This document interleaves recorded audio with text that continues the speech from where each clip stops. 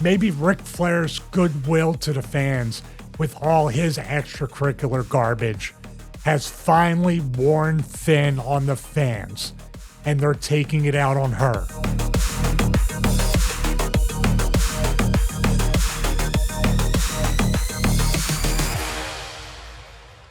This is my favorite. Charlotte Flair versus Tiffany Stratton.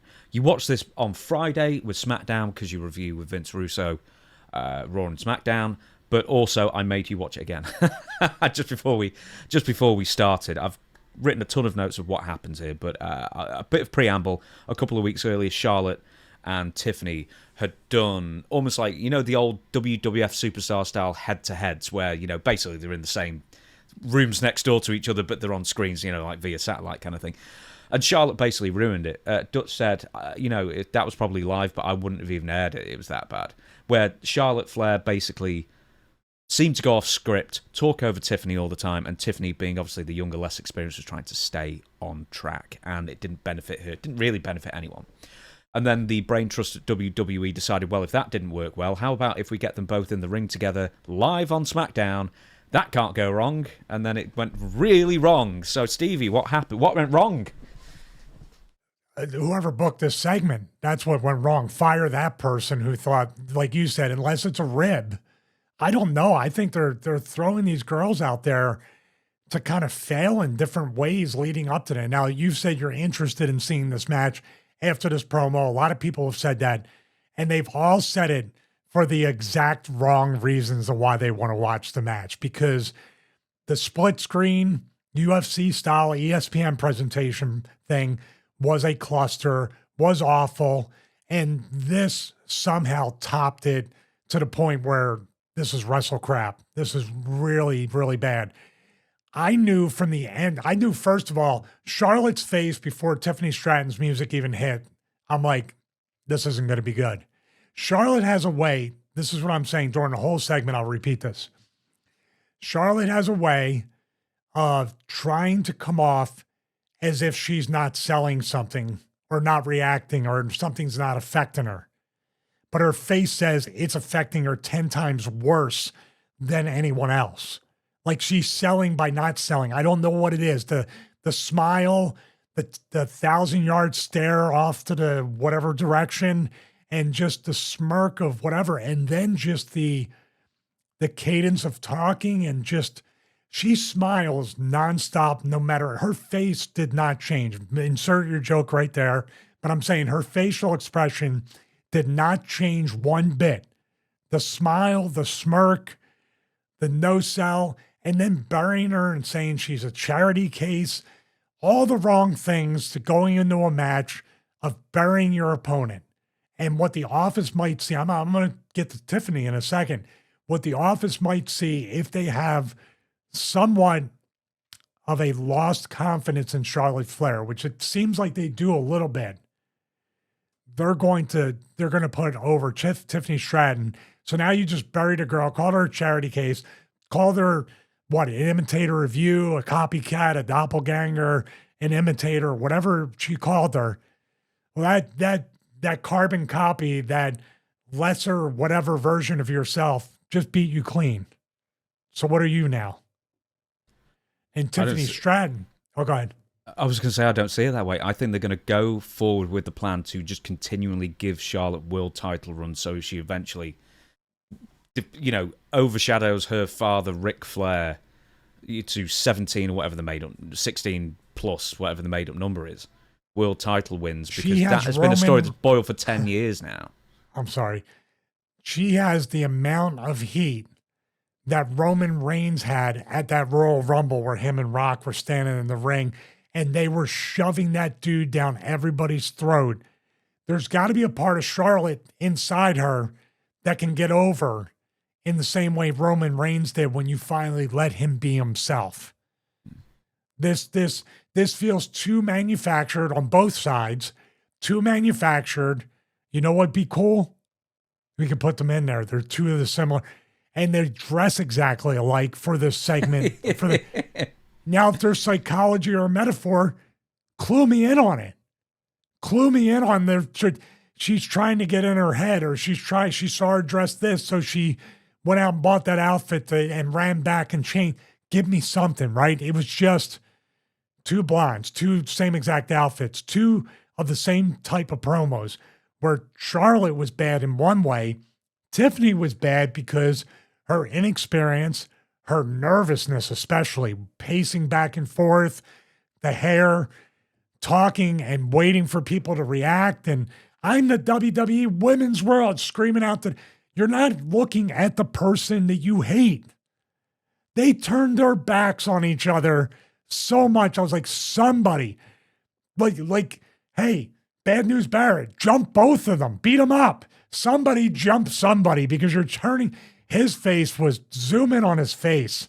If Chris can put that up there, just a little clip or a screenshot, he's looking at it like, I think he looked at his watch once. Like, oh my God, like, when's this thing going to end? Do you know, he lunged in twice during that interview. To try to save it, I think, right? Yeah, no, to stop them from hitting each other, I think. Like, right at the end, we'll go through the entire thing. Oh, don't even get to the end. When we get to the end, I got a tangent for that. Go ahead, Joe. I'm sorry. She got no self-awareness, because I keep sort of saying the same with Charlotte Flair is the same as Batista back in 2014. They were both gone too long, then they both get entered into the Royal Rumble, win. Nobody really had any interest in seeing them return, really. There wasn't that big clamour for them. You know, no one particularly missed them. I mean, maybe Batista, you know, when he was a heel and everything, because he was great in that last year. But that being said, no one was clamouring for this match. And I think at some point, I don't know, maybe Charlotte just thinks, hey, how dare you? I've put in, 10 years more worth of service in the WWE. You should love me. I don't know. What do you think? Well, you know what would have made her a baby? Two things would have made her a baby face. The one thing didn't, and then the second thing, when she showed up in her position, made it even worse. Those vignettes on the yacht and I'm living a good life when people are struggling and trying to make make any kind of dollars they can, was tone deaf. If they legitimately showed her rehabbing the injury and saying this is how she gets herself over as a babyface. I'm Charlotte Flair. I've been gone for a while. I realize the women's division is stronger than ever. I want to earn my place back into WrestleMania by starting at the bottom. That's it.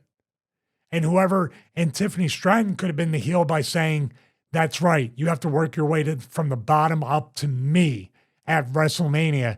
And she could have a part to play in every match and every angle, trying to stop Charlotte from getting to the title picture. But she doesn't. You see how simple that is to flip it around?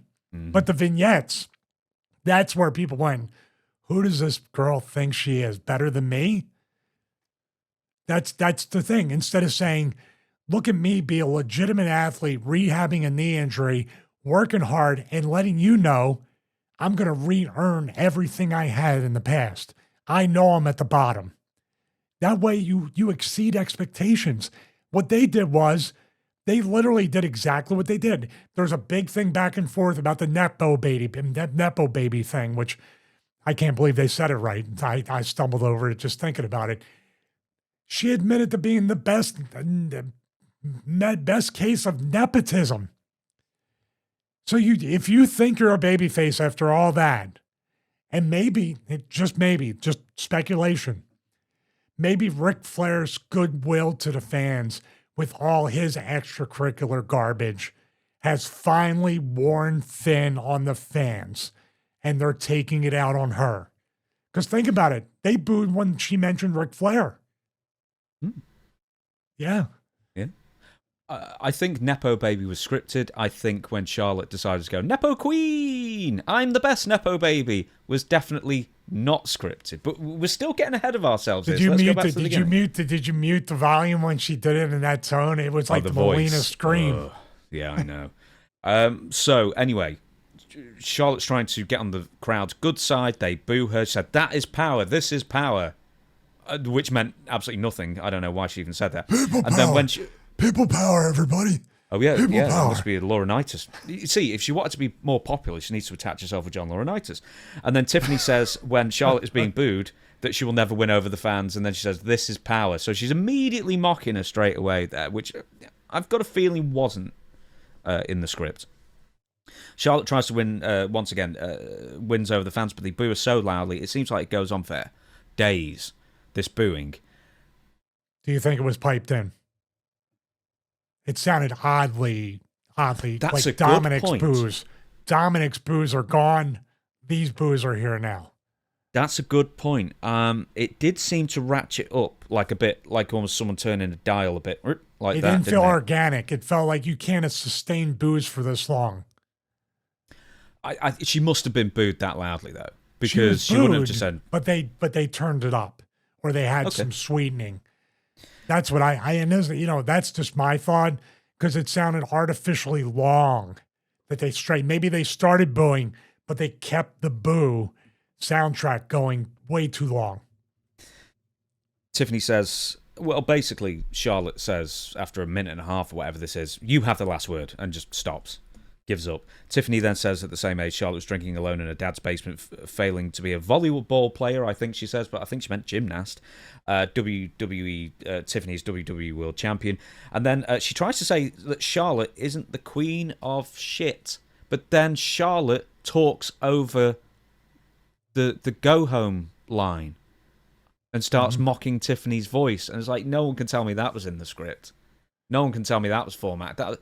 Because no one cheered it either. She completely killed the go home line. Do you think that's somewhat purpose? I mean, Entirely. The queen line was obviously a line that was in there. Maybe it would have slipped through, bleeped out, whatever, but it added a little bit of grittiness and reality to the angle. Do you think, of all words to talk over, all insults, she started saying "Queen, Queen," not with the Johnny "Queen, hey, get over here, hey, you're my buddy, Steve, you got a job for life." Feels like this girl's got a job for life for real. Yeah, I think so. So Charlotte then starts doing me. I can't hear you because of your silly loud voice, high voice, whatever. Dude, this was off the rail. If that you was have a death thing that's TV. off, I'm sorry I keep cutting you off, but the minute they started doing it, and she knew she was throwing Tiffany with her inexperience and nervousness off with this, because I could see the face and grabbing the hair and pacing and waiting. Oh my God, it was how she. Was there any heat on Charlotte after this at all? Or it's just like, well, you know how reports go. It depends if you believe them or not. But apparently more people were blaming Charlotte than Tiffany for this going off the rails. Because one, I mean, she's way more experienced. She should know. And she does know, apparently. But once again, right, so here's the big thing. Once again, with the nervousness, I noticed that Tiffany's voice cracks when she's about to deliver what is, I suspect... Because apparently they were meant to mention the marriage... Right, but really only hint at it as far as Charlotte, or Ashley Flair anyway, went on to some daytime talk show to talk about her marriage failing. And then Tiffany's voice cracked when she says it, and she basically says, "You're 0-3 in marriages. Can I add a woo?" And then she drops the mic and then leaves. And then Charlotte says, "Kaiser's in my DMs." And then that's the end of the segment. I think Joe Tessitore says, I can't remember what he says, but it's just like, it's like the most... Like the worst line ever, just to hit home like this was a complete disaster of it. But yeah. Everybody, WrestleMania 41 coming to you live in 3 weeks, something like that. Trying to. Now here's the ending too. What are we doing here? The babyface literally ran from the heel, powdered, and put the belt up, and the Kaiser in the DMs. No casual fan, and I didn't even know. Did you know that Kaiser and Tiffany Stratton are together? I didn't even know that. I did, and I forgot. So I still didn't pick up on it immediately. They talked over each other, the inflection, the tone. Charlotte, this is what I'm saying. Charlotte is acting completely disinterested in this entire angle leading into WrestleMania, while also letting everything get to her at the same time. Does that make sense? Well, no, it doesn't, but that's what's happening. That's what she's doing. She's acting like she's too good for this match and too good for WrestleMania, and at the same time, acting like she's trying to get over as a babyface to the fans when she's doing this promo. And they're trying to zing each other. and get the old "your mom is so fat" there. You know what I mean? That's what they're trying to do instead of the title. The title means nothing. Like I didn't at the end of this promo. Do you even think about a world championship? You're like these guys put them in a street fight or whatever, a cage match. I don't know. Maybe do you think it's even going to get to the point? This is something that would be crazy, and I don't think it's going to happen. Do you think this is going to go so far off the rails and these girls legitimately cannot get it together that they may cancel the match? Oh, the old Nathan Jones. Do you know what I mean by that? With the Taker match at WrestleMania 19. Yeah. Oh, all of a sudden he's found beaten up 10 seconds before bell time kind of thing. Yeah. Maybe. Well, that's what happened at the WrestleMania 19 match. And then he came out to help Taker at the end, right? Yeah, he did. He did 2 boots, like 2 leg kicks, and he nearly fell over on a big boot. So they did the right thing. So, I mean, is this a case where they're looking at it going, now, if it's a work and they're trying to display some kind of animosity on TV, they're doing kind of a terrible job to make you want to see the match for any other reason but to see what kind of train wreck it's going to be. They're incredible athletes. Like you said, they might pull out an absolutely outstanding match, but the storyline attached to it is really, really off-putting. It could go like the Batista Booker T thing where they allegedly had a fight at like a photo shoot a couple of weeks beforehand to promote SummerSlam or a month beforehand, and then they went out and had a decent match. I mean, working together, this is where Batista and Booker T can get in that fight. It's been noted they did get into a fight, and then take that in there and work together. There's still a code amongst wrestlers to some degree, at least in my era, which Booker T and Batista are a part of that era, where you don't do that. If you take advantage and you punch somebody in the face or you want to get into a real fight in the ring at WrestleMania, by the way, if you do that, no matter who you are, Vince is going to get rid of you. You're out of a job and you're potentially blacklisted for a very, very long time. That's an era where that still counts. If you go into business for yourself, like the Adam Page thing with CM Punk, if that happened on Vince's show, Adam Page would be fired.